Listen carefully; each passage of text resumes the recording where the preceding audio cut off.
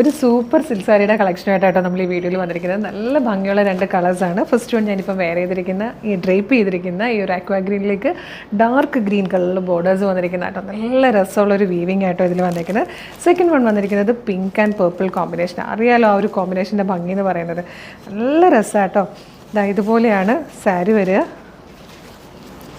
ഇതിൻ്റെ പ്രൈസാണ് ഏറ്റവും അട്രാക്റ്റീവ് ആയിട്ടോ. 999 മാത്രമേ പ്രൈസ് വരുന്നുള്ളൂ. ഇതിൻ്റെ ക്ലോസർ ലുക്ക് ഒന്ന് കണ്ടു നോക്കും കേട്ടോ. നല്ല രസമാണ്.